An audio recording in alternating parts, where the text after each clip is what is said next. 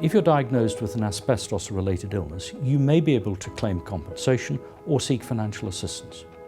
Depending on your circumstances, you can make a court claim, or seek benefits through the benefit system, or claim compensation through a government compensation scheme.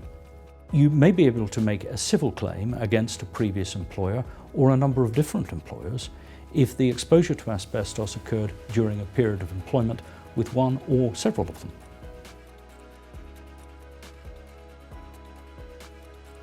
Several types of illness can be caused by exposure to asbestos. It occurs when asbestos fibres are inhaled into the lungs. These conditions include mesothelioma, asbestos-related lung cancer, asbestosis, pleural thickening, and pleural plaques.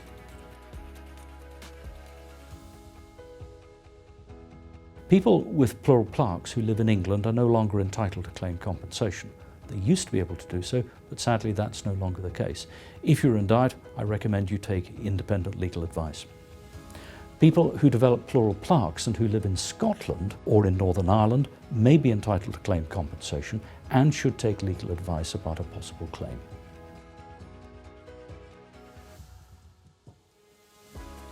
The first step in the investigation of a compensation claim is to obtain a full medical history. Copies of GP and hospital records will be applied for. The next step is to obtain a full employment history. Now, you may be able to provide a good deal of that information yourself, but generally the solicitor will apply for what is known as the Inland Revenue Letter. That application is made, of course, to the Revenue and Customs. The letter will set out a list of employers and approximate dates of employment. Armed with that information, the solicitor can apply online for what are called ELTO searches. And this is a search of a database which may reveal information of the insurance company for a particular company for a particular period of time. The next step involves the preparation of a medical report. Generally that's prepared by a consultant respiratory physician. Having obtained the report, the job of the solicitor is to draft what is known as a letter of claim. And the letter of claim sets out the case in law and medicine.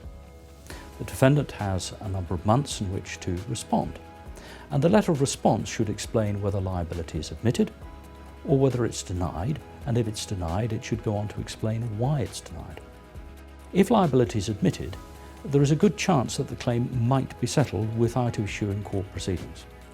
But if liability is denied, the next step is almost certain to be the issue of court proceedings. There's often a long delay between exposure to asbestos and the development of an asbestos-related illness. There's a time limit for issuing court proceedings. It's known as the limitation period.